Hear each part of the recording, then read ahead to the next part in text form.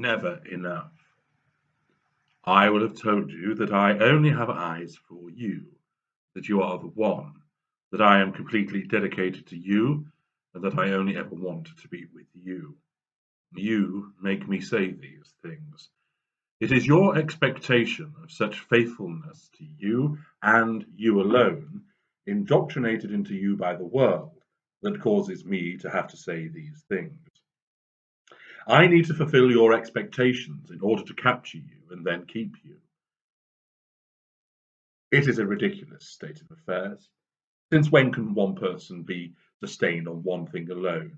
It is impossible. At its most basic, you are given only water to drink and nothing to eat. You will starve. Then, if you are given just bread to eat, your body will be malnourished. It is not getting the nutrients it needs from fruit, vegetables, meat, and so on. One foodstuff is not sufficient. Take your job. If you had to do the same thing over and over again, the absolute same task, you would go out of your mind with boredom. Either that, or you would lose your job to mechanization. One thing is not enough. If you only ever had one romantic relationship, unlikely. How else would you know whether this is right if you have nothing to compare it against? Can one man win a football match? Of course not. He needs his teammates. Where does your stimulation come from? Are you confined to reading just one book repeatedly? No. One film seen countless times? No. You like and prefer a variety of silver-screened entertainment.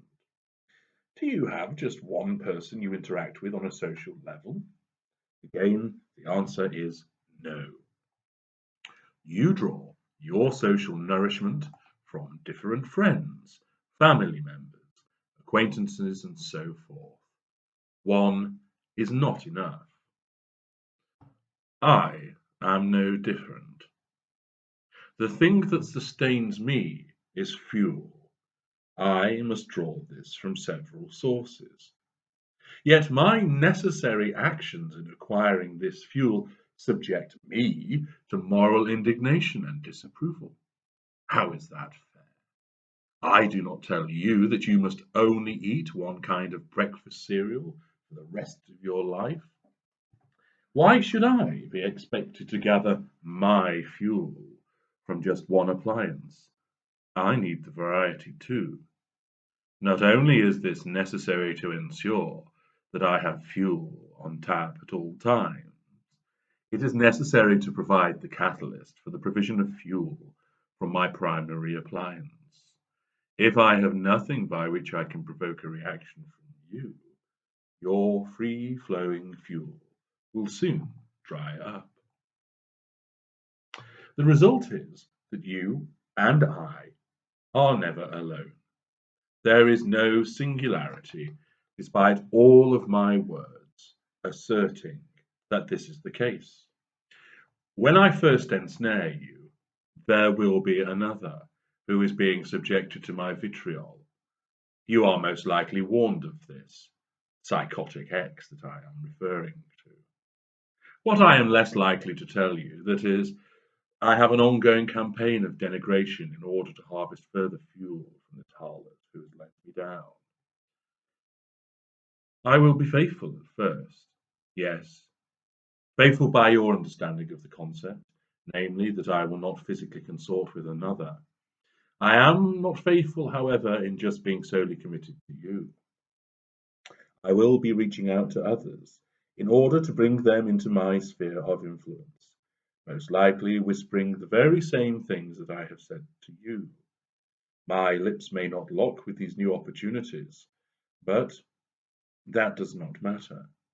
I have certainly locked with them in order to draw them into my fuel matrix.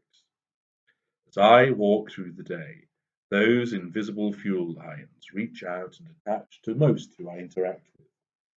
I'm sure, judged by your standards, you would not be overly concerned about the methods by which I draw fuel from some.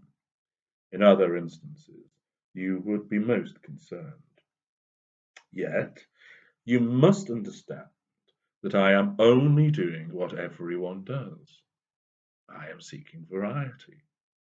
In your instance, you do it because you prefer it that way. It is interesting. Maintaining a variance keeps things fresh and stimulating. In my case, I have to do it. There may not yet be any